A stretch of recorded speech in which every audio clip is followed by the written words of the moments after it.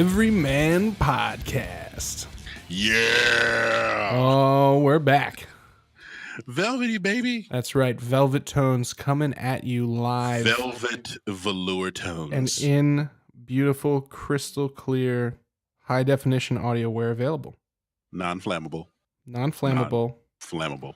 Totally potable. And we're happy to be here. Another week on the Everyman Podcast. Another week, another pod.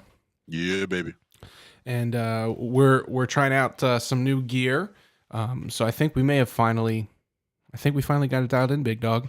We found it, man. Yeah. We found the sweet spot. We found it. We found a technology, and we're coming at you actually on Discord right now, which is where you can connect with us at all times and where we post all of our original content and links to shirts and all sorts of cool goodies at our Discord, which you can get that link from our Twitter at Podcast Everyman or on our Facebook or YouTube. You just get there by typing in the Everyman Podcast. We'll bring you right there. You can join in on the fun. Yes. And we had an awesome show last week with Ben Cohen from Power Glove. Dude's awesome. Ben is the man. He really enlightened us to what kind of life is like as a session musician, as a guy who gets an opportunity to step in and takes it all the way. And he's a great example for young musicians who want to be on stage as a career, on how to get there. And sometimes it's to get, and I know this from experience as well, to get your opportunity to play your music, sometimes you have to go a different route. And I think that Ben is certainly a true definition of an everyman. And I thank him for coming on the show again. And really look forward to keeping an eye on what Power Glove and Laddermath has coming forward. Thanks, Ben. You're the man, bro. You the man. Yeah. So this week, it's just, I say just, but really, I am blessed to be here with my co-host and partner, the man, the myth, the legend, Mr. Daryl Campbell Jr. And we're JR. That's right, JR. Period. And we're rocking today. We're rocking, and we got some stuff that's on our minds. So first, man, I want to say, how was your weekend? Dude, my weekend was fantastic. Thank God that, I had another one, man. Spent it with my family, spent it with my baby boy, and also spent it while watching some John Wick 3. And if you have any aspirations to go check out the next movie in that series, you should, because it's all about face shots and fun. Keanu Reeves is the man, dude. Just the man. I haven't gotten a chance to see it yet. I'm planning on seeing that this weekend. I just got a few questions for you right off the bat. Would you say there were more or less mobster executions in this film than the previous? I think the thing that's taken this one, I'll put it to you this first. This is better than the previous two. Good Lord, are you sure? Hear me out, Brother Jay. Hear me out. Like it's you can have the second one be better than the first sometimes, right? How often do you get the third one to be better than the original? The only scenario I can think of, like when is I can think of two scenarios. Two. Okay, one is Two Towers, Lord of the Rings. Okay, much better than Fellowship of the Ring. Touché. And Return of the King, much better in a different way, but a great film, much better than Two Towers. Also, Star Wars, A New Hope. Indeed. Decent movie. Empire Strikes Back, one of the greatest science fiction dramas of all time. Mm-hmm. Yeah. However, Return of the Jedi leaves a lot to be desired. So there are very few instances. But the only ones we can think of are literally two of the most iconic franchises in film history. So without question. That sounds about right. And I think the thing that makes everybody so excited about that is, one, people love Keanu Reeves. As a character, as a person. For sure. And he's one of those dudes that kind of carries like a Johnny. I don't want to compare him to Johnny Depp, but where people fall for the guy and then the character blends into it, and he's just he's a likable dude, and he seems to be a nice guy. So I can see why people love him. But Those movies, man, I love them. One of my favorite Like, franchises. think about the premise of him going on this, like foray of shooting people in the face is simply because one, you disrespected the memory of his wife, his deceased wife, and you killed his dog. Yeah. Like, I mean, who wouldn't go on a vigilante rage if you did that to them? Like, I'm sorry. I think I would. But hey, brother Jay, if somebody came there and they handed to Baby Rhodes, I mean, Game you over. call me and think we're both going on a vigilante Listen, let me rage. tell you something. Let me just tell you something. I watched a movie over the weekend with my lovely girlfriend called Death Wish with Bruce Willis, which is a remake. Uh, Oh, Fucking yeah, sick movie. If you guys have Hulu, check it out. And you sweet. got 90 minutes to turn your brain off. But it's like I said after watching the movie, I fucking loved it. Whatever. But Yeah, I think most men have a fantasy that, God forbid, something were to happen to their loved one, their spouse, their partner, whomever, oh yeah, that they would just drop what they're doing and right, liquidate all assets and develop a skill set purely for revenge. right. That's like every man's fantasy. And I would like to hear what everybody else thinks, because I think that every dude would like to go on a killing spree if somebody fucked with their family. That's just me. Bro. I don't know, but I mean, that's why I think movies like John Wick, The Departed, or not The Departed, but Taken, Hmm. they really get that male fantasy, as far Dude, as I massacring your feel like family's murderer, really out there. Same with The Punisher. Punisher's popular for the same reason. right there, bro. You take care of his family, he's gonna take care of you. And I feel like just like John Wick, we all, because of that, like you say, everybody has that fantasy where, hey, I wish you would. I wish you would do that so I can go in my basement with a sledgehammer and pull up all of my weapons of mass destruction from 10 feet deep. I get my gold coins like Sonic, and I'm just running around going on a rampage, bro. That's it. Like Yeah, that's it. sorry. I'm gonna have to dig up these probably illegally modified automatic weapons Yeah, uh, dude. through these many feet of concrete from my basement to slaughter you because you killed my dog. I'm sorry. I'm gonna Dude, have to. the And only time you're gonna see this Gatling gun of rocket fire is on Halo. But I'm making it happen in real life. That's what's right, gonna happen. it's Yeah. it's it's uh it's a modern marvel of film engineering, the John Wick films, and they have the sickest fight scenes. And also the other Oh, thing is, sick.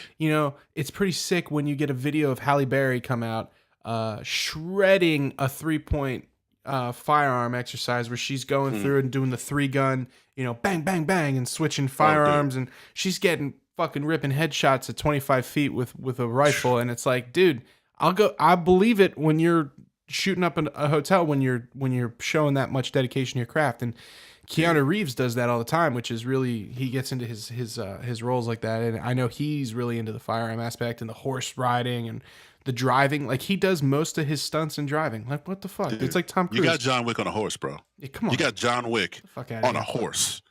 Come on, man. Yeah, talk about 3 things you don't want to happen to you. Is like John Wick coming at you on a horse with firearms is probably on the top of that list. Yeah. Yeah, so it's safe to say that you gave that an everyman approval. Oh, every man approval. Stamped approval. That's good. I mean, permanent stamp. Just right Right there. on there. And you don't think the franchise is over. You think that they Dude, could still go. You would still go see more? based upon this one, I say they at least have 3 to 4 more.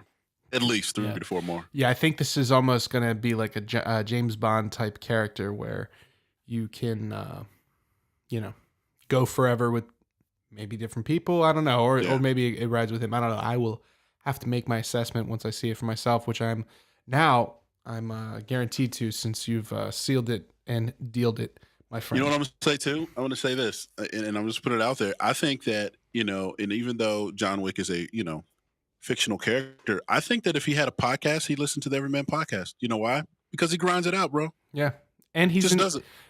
he would also probably have a lighter side too, which I think that we represent. The everyman must have a broad sword, but also a soft hand. You Dude, gotta have a dog. You gotta have family. It's all about. Yeah. That's what it's all about. Yeah, Um, knife to the neck, bullet wound to the gut, Belly still rubs. running the next another 5 or 6 miles to take people out. Yeah, Every man. to go home and do belly rubs. That's it. Another film news that I'm really excited about is our boy James Wan, director of Aquaman and King of Horror with the Saw franchise, is just announced as producing a Mortal Kombat film Mm. that's Oh, gonna love it. it's gonna hit theaters 2021. So Yes. that's very exciting to me for a number of reasons. We talked at length about my current addiction to Mortal Kombat. So Hmm. when I'm not out in the field grinding away, or managing projects from an office, or podcasting, or shredding, I am playing Mortal Kombat right now, and Mortal Kombat 11, and it's incredible. And they tied that in nicely that they announced that that this new film is coming out with James Wan at the helm, and the story mode in these new Mortal Kombat games, dude. Like you were thinking, like why would there be a story mode in a fighting game? Yeah. Well, it's like watching a kung fu movie that everything, it's like, okay, a musical is a narrative where everything's decided in song. Well, guess what? Right. This is a kung fu movie is where everything's decided in fucking kung fu fights. Deal with it. Yeah. And and and in the Mortal Kombat reboots that they've done, the video game franchise they rebooted a couple years ago, they are doing this like cinematic, narrative that's like, it's like the highest quality motion capture and animation and like all this high quality shit, but it's like a kung fu movie. So it was Yeah. like a 8 hour long kung fu story epic, which I just wrapped up over the weekend. So I definitely recommend that, and can't wait to see how because apparently they're going to be taking this new mythology going Yeah. forward, and now Liu Kang is this is like the fire god and all this crazy shit. So Dude, so pretty sick. everybody has their own story? Like, is each person's story Oh, or each dude. character's story like 8 hours plus? No, so the way it works is like it's actually very clever, and they do this. There's also another franchise they have called Injustice that's which we've played, is the it's Yeah. the fighting game with the DC characters. Yeah. So it starts out where it's like the first two characters are like Liu Kang and Kung Lao, and you're going through like there's a cinematic sequence, and they're like yada yada yada. I like your sharp hat. Oh, that's cool. Your fire feet are sick. Ba ba ba ba ba. And then boom, Scorpion shows up, and it's like, oh well, I'm gonna have to face fuck you now. And then boom, Right. then it like. But the cool thing is the graphics, dude, have gotten so on that PS4 Pro and 4K up there, it gets Right. like the cinematic blends instantly into the gameplay, and like you're like, Wow. and then it's like, oh, you like, and they just like a kung fu movie, like Kung Lao comes up, says something, this guy boom boom, and then you're just fighting it out, and then like obviously you got to win your fight, and then the next story segment progresses forward, and then it's like Nice. it's a linear story, but you have different cutscenes if like you can choose between, you want to be in this sequence, it's like, this time I'm going to be Kung Lao, and like you beat him, and it opens up a different pathway to the same conclusion of the story, but like just kind of Right. encourages you to go back and play it again and get everybody's fatalities and stuff. And I remember back in the day, getting the video game rental and asking, like, oh, can I have the one with the green box that Yeah. it's got the codes in the book, and they're like, but like there was like a underground community before we all had access to the internet of Oh, yeah. people passing around a N64 cartridge of Mortal Kombat, around the Gennardis down here, and discovering the fatalities, and you'd have to Yeah, like, dude. you would basically sit there with your your stupid controller, and Right. just, okay, I'm gonna do left, right, A B up down, and then like Right. nothing happens. You're like, fucking cross that off the list. Like you had to literally Right. be a programmer and come up with like 100 different button combinations. And and this is like no internet. So these kids have no idea how easy it is dude. to just buy a fatality token for 50, Litecoins or whatever the fuck. And then just be able to rip your opponents in half. Because at the end of a hard day like today, I wanted to just come home and just melt some people's faces off. Yeah, man. So I love it. it's all, it's all in good fun. And to tie into that on kind of, some events in my life, I had a little experience with some combat sports this weekend, or some combat in Ew. general. Nice. I went to my girlfriend and I went to NXT at the Mm. Fillmore in Philadelphia, which was the coolest professional wrestling venue I've ever been to, minus obviously, WrestleMania in New Orleans, Oh Superdome, yeah. it's sick. But like, when I was at WrestleMania in Dallas, I went to a show at a barbecue restaurant. That was cool, but it wasn't nice. You know what I mean? There's Right. I difference got you. between cool and nice.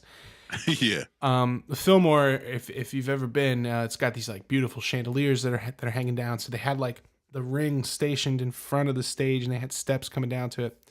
And Sweet. the seating chart was real confusing. So we thought we got front row tickets when we bought them, but we didn't know for sure. And we thought we were like real lucky. And then it was like, my buddy does security down there. He's like, dude, they keep changing the seating chart. I have no idea what's going Oh on. man. So we're like, at least I'm like stressing. And we get down there and they're like, oh, yeah, you need wristbands. So I was like, oh, that's a good sign. You need some wristbands. That's probably good. And There you then go. like the girl's like, oh, yeah, walk in your seats. So we're walking, and every section we go through, I'm thinking like, oh, damn, these seats are sick. And then like, nope, we go through the next section. Oh, these are sick. And then I look at my ticket and it says like EE6 or whatever. And I look at the seats and I realize that 6 is the seat closest to the ring. And then Right. and I'm like, oh shit, we're fourth row and I'm on the fucking front. So like, I'm like right on the railing, right in front of the ring, like 5 feet from the ring, dude. And Dude. it was awesome. We had a blast. And there's this dude there, this guy, Keith Lee. I can only describe him as a human barrel. He's like 6'8", minimum 350. But somehow he reminds me of Bob. He's built like Bob Sapp. He's a smaller Bob Sapp, Okay. like abs and all. It's terrifying. and he used to play. I had to look him up after the show because I was like, where did they find this guy? Like, he had to have been doing something ridiculous at that size. Like you don't just like you don't like be like, I'm gonna get into engineering and then transition into pro wrestling. Usually they come from like, they come from some sort of athletics, and apparently he was a Longhorn and on a scholarship, and then he decided to go the pro wrestling route. And let me tell you, the guy's insane, and he was just a human barrel, like those barrels that Donkey Kong throws. Oh yeah. Like, that's his shape, dude. It was the craziest shit, and That's crazy. and he's like doing like moonsaults off the top rope, 350 Jesus. pounds, and you could see the shit just buckling underneath him. Guy's incredible. And then the main dude that I went there to go see is the King of Bros, Matt Riddle. He's a former UFC fighter, and he had like a 9-2 record, and then he failed some drug tests and got Yeah. bounced out of the UFC, and now he's into pro wrestling, and he was great. So the King of Bros was great. The NXT was a great Nice. time, and all around, every man, great weekend. But Yeah, dude. one of the people I met there, hanging around, is the real Golden Voice, Mr. Stefan Benson, and he actually is the WWE 2K19 World Champion. World champ. Yeah, she's the champ. He has a custom title belt and everything that says Nice. WWE 2K19 World Champion, all this shit. So he won this competition of all the world's best WWE 2K19 players to win $1 million at SummerSlam, and he was at the show. He lives in Philly, so we connected. We did what the everyman does, which is make connections That's it, man. through positive interaction. Network king, baby. That's right. Brother Jay. And so he's going to be on the show coming up here in a couple weeks. Really looking awesome. really looking forward to that. So shout out to the real Golden Voice. Shout out, baby. We'll be talking to you soon, my bro. And of course, that brings us to what's going on in our professional lives. So I understand you've been busy in the workshop over there, cutting up some real gems. Anything you can talk about? Yeah, dude. We got Well, the NFL Network is doing this cool thing with it's a session. It's called Game Pass, NFL Game Pass film session, where they basically take 20 to 25 minute, like, well, I say not shows, but we make 20 to 25 minute social shows on NFL.com, basically feature NFL players, and they talk tape, bro. I mean, high level, granular exos. They talk experiences, they talk coaches, they talk a little bit of history. You know what I mean? But more than anything else, it's very entertaining to put these together. Showed off my NFL Game Pass film session for Cameron Jordan, who's an unbelievable person. He's got a great family. He talks about working his craft. He talks about his dad, Steve Jordan, who was a six-time Pro Bowler. He talks about technique, stunts. He talks about the team. Really, and the cool thing about Cam is, like, he's one of those guys that he's not the cocky dude that you're like, dude, like, I want to punch you in the face. He's the cocky guy that's like funny, relatable, and you're like, you know what? If I had a skill set like yours, I'd probably be that way too. And you're not a douchebag because of it, because you're relatable, you're personable, and I kind of love you for that. So, and he has a great sense of humor. So, yeah, be on the lookout for that. NFL.com. Go NFL.com category Game Pass film session, and then you'll see all the ones that we've been putting together here at NFL Films. And probably within the next few weeks, you'll see mine for Cameron Jordan. It'll be awesome, and you're gonna love it. I can't wait to Yeah, see that. And I actually I watched the Carson Wentz segment that you did, and that was really cool. And you really do get a good, like, it's like it's almost like a podcast in the sense that you're kind of sitting in on a conversation, and yeah, you're like, but the conversation is just like current, really elite players and just legends talking about what's going on there, and like, and the reality of it, and how that relates to life outside of the game, and some yeah, instances. And it's a really cool look for the fan, because like you're getting to see kind of behind the curtain, and that yeah, inside, like, that fraternity that they talk about of the NFL, and like that NFL community that is like that brotherhood that comes from whether you've played, one snap, one game, one season, to 17 years in the league, 9 Super Bowl appearances, or whatever. um it's a shared adversity. So I think that really translates. And I think you, obviously, with experience in the league and being part of that community, you have an ability to help tell that story through that lens that um somebody else wouldn't really not know, but be able to hit those nuanced points, which is something that, I think that's that everyman signature difference that you dude. provide, my brother. Every man's signature plus. It's really easy when you got guys, hosts like Brian Baldinger and Ron Jaworski, who people love all over the world, all over the globe, leading those sessions with those athletes, so you can get those nuanced moments, like you said. So I think it's great, man. Yeah, It's that's fun times, man. It's every man way, man. oh, It's fun. I mean, come on, dude. Can't do anything without a great team. Preparation, Yep. rest, That and like Team ice. America, you need a montage. Yeah. I mean, dude, eventually we're gonna do a best of episode that's just a montage song with Yeah, dude. all of these great moments from all of our everyman guests. Always fade out in the montage. That's right. Well, I mean, that's a thing from the '80s that I don't think in the '90s that somehow got lost in all of the big budget Hollywood movies now. Because back in the day, movies, they spent no money on making them, as little as possible, because the producers were spending all the money on cocaine. Yeah. That's why you have things like Gremlins 2. Taking it to the head. Right, because they took the money, they bought drugs with it instead of spending the money on things like screenplays, and so they had to adjust. Um, there were some real shitty movies and real shitty budgets, so they couldn't really tell that whole story. So they would just throw a Right. montage together, and they just basically cut Yeah. a music video. And the Rocky films are fucking, Fed off of montages, dude. without montages, Fed off of montages. those movies might not crack 45. You know, um, dude. How long can you see Sylvester Stallone hit meat in the freezer, dude? Like, Ugh. Yeah, or driving. just I'd like to see. yeah. I tell you what, I'd like to see is a montage of all of the various Sylvester Stallone movie montages. Just a whole. I bet you that's a feature length film. 90 minutes of straight Rambo, like just music montage scenes from his films in the 80s and 90s.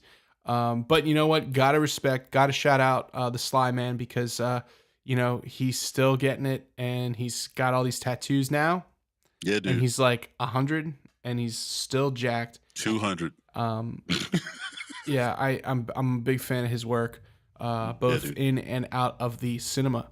Guy seems like a real deal. bro. Well, you know, one thing I do love about him too is like in real life, man. He seems like a good dad, bro. Like his daughters love him. Like he's all about his family, man. And you know me, brother Jay, I can appreciate that because Got to. and we were talking about this earlier, man. Hey, without family, man, you're lost, and that's the everyman way too. So for Yep. sure. And you can, what do you have if you don't have family? All those steroids and all those tattoos and all that oil that all that baby oil, means nothing if you don't have a purpose for it. So That's it, man. no, That's it. I love Sly, I love the Expendables. Also, it's a great film, high quality film. I'm a real sucker. I don't even say sucker. I'm just a huge fan of like action movies that aren't that good. Mm. You know, some people might call them B movies or whatever, but Yeah. they're just I don't want them to fully lean into it. I kind of like when they're trying to make a good movie and it just the concept is terrible or whatever. Right. But things like Triple X, The Return of Xander Cage, where they lean into it. That Yeah, one was dude. pretty bad and pretty sick.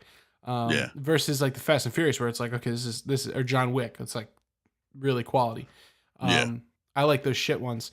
So, Except for Tokyo Drift. I was not a fan of Tokyo dude, Drift. nobody liked Tokyo Drift. Dude, That like, guy that come they on, had man. in that was like, oh, oh, he had he had nothing. Dude, there was like a 3-minute scene of him like drifting around. I think it was like the car or the chick in the car or whatever, and he was just looking at her for like 3 straight minutes before he sped off while he was being chased by cops. I'm like, so these cops aren't going to get this guy while he's spinning around this one car He's for 3 minutes? he's I'm making done. he's making those Tokyo cops look like real cartoon characters. Oh, you silly American! Yeah, yeah Like, oh my gosh. that's a real good one, real bad one. But Sly did these prison break. What was this? Yeah, What were those called? dude. I don't know what they are, but Arnold is in it, and it's like one of the first movies Arnold did post governorship. Yeah. Governorship.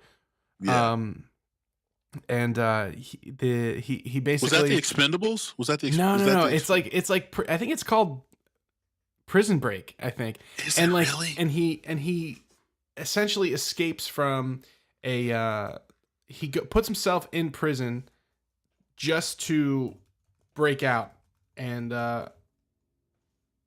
it's incredible. And then the second one has Batista in it, Escape Plan. So there's Escape Plan 1 and 2, and That's the one. Yeah. Escape Plan 1 is with Arnold, and and Jim Caviezel plays the bad guy. Now, Mhm. I don't know about the Everyman universe, but if you've ever seen The Passion of the Christ, real hard to unsee Jim Caviezel as Jesus. Mhm. Mhm. The guy Yeah. does a pretty good job, and I kind of think that's probably why he didn't get any roles for a while. So Yeah. imagine a movie where You're Jesus, bro. imagine a Like, movie where Jesus is imprisoning Sylvester Stallone and Arnold Schwarzenegger in the same prison. So dude, I mean, also known Jesus. as Stream Now. Definitely go ahead and spend that $2 on YouTube. It's worth it. So you mean to tell me Jesus is trying to imprison the Terminator and Rocky Balboa? No, Yeah, it's not yeah. happening. Not happening, bro. You're gonna have to watch that and find out how they get out of that situation. You And can't unsee that. and actually, shout out to my hip hop historian Sam, my brother there. He actually keyed me in on this factoid.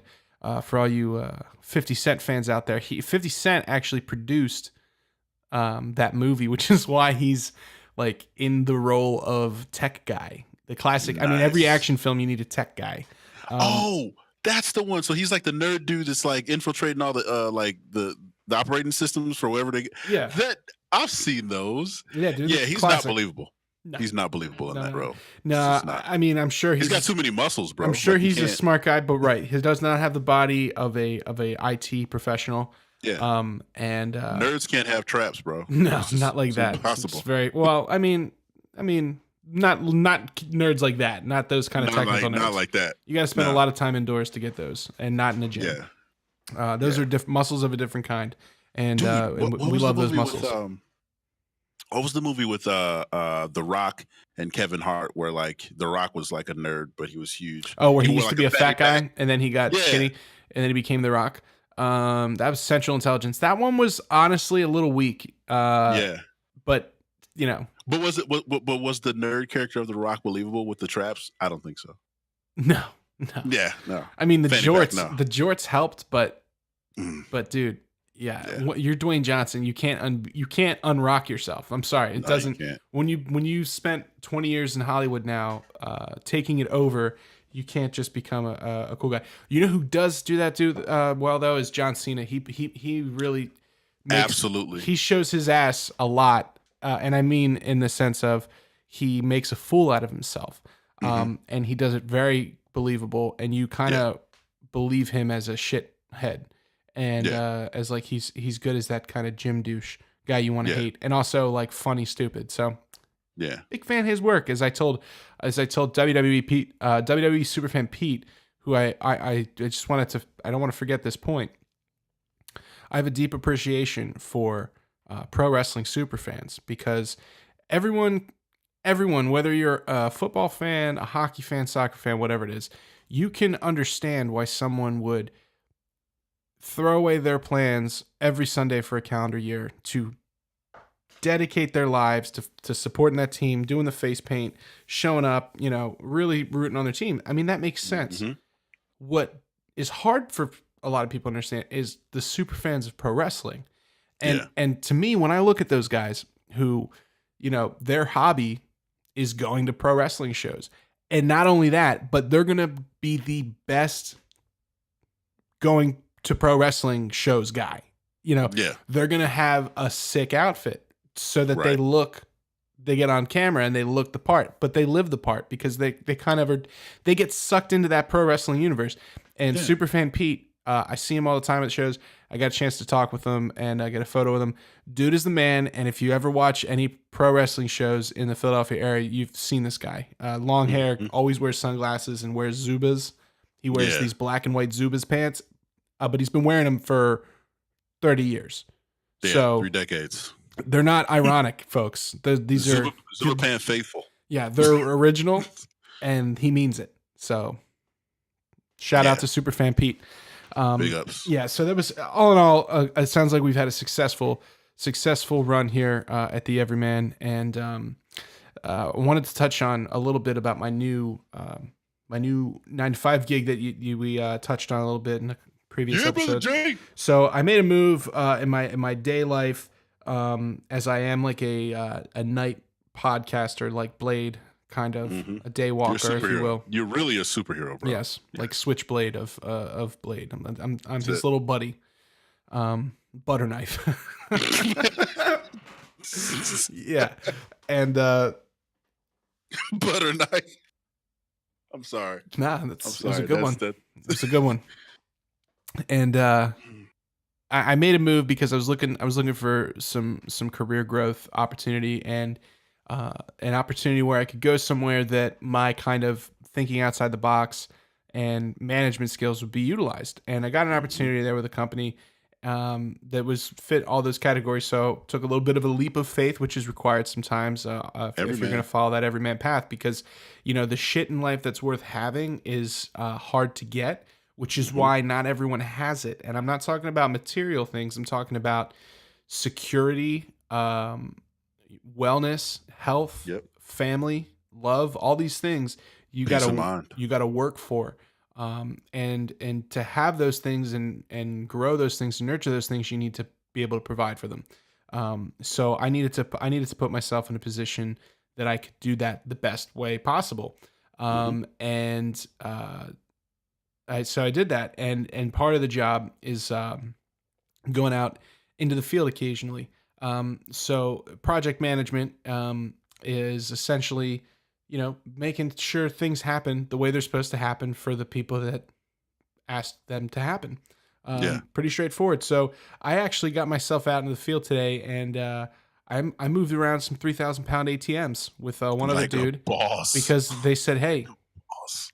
we need you to get this experience so you understand the process." And I said, "What time and where do I need to be?" And I There you got I go. got my work clothes on, and I went out and I learned how to, you know, how that goes. And I gotta, I know a lot of our listeners are listening to this podcast like I do, when I'm working and on the grind. And if you're out there working hard in the heat and like I was today, man, I salute you with ultimate respect because that is a hard way to earn a living. And Hmm. I got a firsthand experience with it today, and it really, I honestly really enjoyed it because the sense of accomplishment of going to a location and seeing something and then having instructions and removing something and then leaving it in a different state and your job is finished.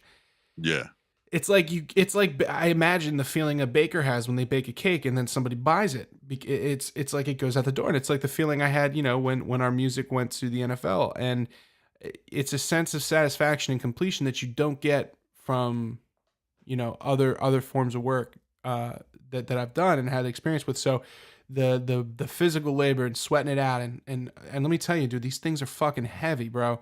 And like Yeah. it's there's technical aspects of it, but at the end of the day, it's a 3,000 pound steel box. Yeah. That's it. So Yeah. you call it whatever you want to call it. You got to get it from A to the back of this truck, which is B, Right. and in between that is a street with like people, Yep. cars, traffic, Yep. people trying to come into the location thinking that it's open and they don't speak English, and you're trying to explain to them that you don't work at that place and you're just trying to take equipment and that you're Right. supposed to be there and that they shouldn't call the police. Like Right. these are all interesting things that you have to deal with, all Yeah. while handling a 3,000 pound steel box. So I have nothing but respect for people that are out there doing that kind of work. Not that I didn't before, but I never had the opportunity to do it. So it was really great experience for me. And my advice to any professionals out there, young professionals, old professionals, whatever it is, if somebody comes to you with an opportunity and they say, "Hey, it's going to be hard work, but I think it's valuable for you to go out and remove this 3,000 pound steel box. Yeah. How do you feel about that?" Don't hesitate. Just say, "Sounds good. Let's do it." Just give it Yeah. a try because you might end up learning something. I learned a ton today. I learned Yeah. I learned about what goes on at a construction site, how these Yeah. guys interact and what it's like dealing with a guy that's an electrician and then a plumber and then a security guy and then a bank guy or whoever. You've got all these different personalities that have to work together, and then you got to come in and manage that situation. Really really cool because it's not unlike working with musicians. It's everybody's got their role and their ego, and you got to respect their piece of the process to have a finished product. Yeah, dude. I feel that, brother Jay. And again, congratulations on the new gig. Proud of you, man. Love you, bro. Love you too, man. Thank you very But much. I'm telling you, man, like the road, the Everman journey to NFL films. And I took a pit stop at a place called Future Mobility, and I was in IT. Ended up being an IT project manager, but my first year was I was a field technician, for an IT field technician. And dude, I hear you when you got to get out there and do wall arm installations and be Oh, out in the dude, heat and move racks and it's for like Lehigh Valley Health Network and do retro power fit cables for med carts. Dude, it's nuts. and you aren't Unbelievable. exactly the person I would choose to put into a tight space. No offense. Yeah. No, bro. Out of No. all the resources in the Everyman toolkit, it would probably be Stelly. Yeah. I need a tunnel rat. I'm gonna call Stelly. Yeah, I'm not gonna yeah. call the big dog because No, I don't think dude. I'm gonna be able to get you out. No. But no, no, but like to commending you though, like the grind is real, man, and that's what the Everman Yep. is all about. And like you said, in order for you to get the things you want, you gotta do sometimes you gotta go through that grind. So You got to big go through ups, the man. grind, Big and ups to also you. thank you, man. I really appreciate it. I learned a lot of that from you too, man. And it's an ever growing process. The everyman journey, and just when you think you've figured out all there is to figure out about your craft, somebody kind of impresses you with a crowbar, and you learn some shit about leverage that that you never learned because you didn't go to college, and you didn't go to that you didn't go to that You're like geometry cable class. management. Yeah, Crowbar. yeah, exactly. Yeah, you learn some little workarounds. So, but yeah, man, thank you very much, and I'm looking forward to continuing that journey and learning more, getting out in the field again. Because honestly, I really enjoyed it, and I'm looking forward to learning. I know I'm going to be going out again in the near Nice. future to learn the opposite end of the spectrum, which is the 3,000 pound box going into the thing. So Ooh. I imagine going in is much trickier than going out, Yeah. as I've heard. So that's what I've heard. Nice. But yeah, man, another week, another pod. Again, if you guys have been enjoying the ride with us, give us a subscribe on iTunes, Apple iTunes podcast app. You can also subscribe to us on SoundCloud, which is the easiest place to find us. Also, it's if you're on a web browser, you're on Facebook, whatever, that's right there. You can like us on Facebook, all that business. We've been saying it for a couple weeks, but we got something really cool coming soon, and excited to get everybody on board with it. And NFL guests coming up, wrestling guests coming up, music guests coming Hmm. up. We got returning guests. Hmm. Everything's coming. So, lot of really cool things. And as always, Mr. Campbell Jr., it was a pleasure to connect Hmm. with you today, sir, and have this You too, wonderful baby. podcast. And I wish you all health and good luck. Every mouth. Every man.